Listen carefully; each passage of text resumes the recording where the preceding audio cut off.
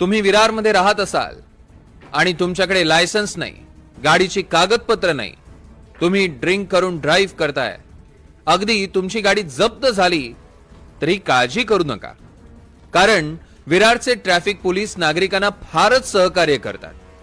जप्त केलेली वाहनं कोणताही दंड वसूल न करता सोडून देतात. असं सांगण्यामागचं कारण म्हणजे विरारच्या वाहतूक पोलिसांनी जप्त केलेली वाहनं गोडाऊनमध्ये न ठेवता परस्पर सोडून दिली जात आहेत. माहिती अधिकार कार्यकर्ते अनंत पाटील यांना मिळालेल्या माहितीमधनं हा धक्कादायक प्रकार समोर आलाय.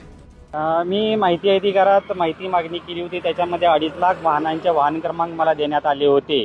त्या वाहन क्रमांकाची जेव्हा मी केस स्टडी केली, त्या केस स्टडीमध्ये असं निदर्शनास आलेलं आहे की अनेक वाहनं हे लोक वाहतूक कारवाई दरम्यान जप्त करतात, पण ती जप्त केलेली वाहनं गोडाऊनपर्यंत जाऊन पोचतच नाहीत. मग ती जप्त केलेली वाहनं हे लोक परस्पर विल्हेवाट लावतात की लाच स्वरूपात पैसे खाऊन ती वाहनं सोडून देतात. त्याबाबतचं उत्तर तेच देऊ शकतात, पण जप्त केलेली वाहनं गोडाऊनमध्ये उपलब्ध सध्या आहेच नाही आहे. ती वाहनं बाहेर रस्त्यावरती फिरत असल्याचं निदर्शनास आलेलं आहे.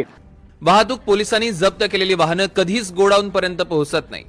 याहून कहर म्हणजे कागदोपत्री गोडाऊनमध्ये असलेल्या वाहनांवर 4 वेळा दंडात्मक कारवाई केली जाते आणि एकच व्यक्ती जप्त केलेली गाडी 4 वेळा पोलिसांकडनं सोडवून घेतो. 31 डिसेंबर 2024 ला रमजान खान यांनी एक वाहन जप्त केलेलं आहे. अशी अनेक वाहनं आहेतच मुळात, पण हे जप्त केल्यानंतर त्यांच्यावरती 4 फाईन सुद्धा झालेले आहेत. 25 सप्टेंबर, 23 ऑगस्ट, 4 जुलै, 10 फेब्रुवारी असे 4 फाईन या वाहनावरती झालेले आहेत. आणि हे वाहन दिसतंय का कुठे आहे? हो, हे वाहन माझ्याकडे व्हिडिओ उपलब्ध आहे. हे वाहन सध्या रस्त्यावरती चालत असून त्याबाबतचा व्हिडिओ माझ्याकडे उपलब्ध आहे, ते तुम्ही पाहू शकता.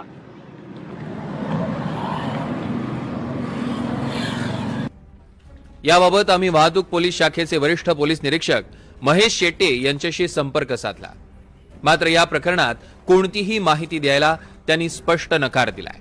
गाडी सोडवून देण्यासाठी काही जणांचं रॅकेट काम करत आहे आणि काही पोलीस अधिकारी यात सहभागी असल्याचं निदर्शनास आलंय.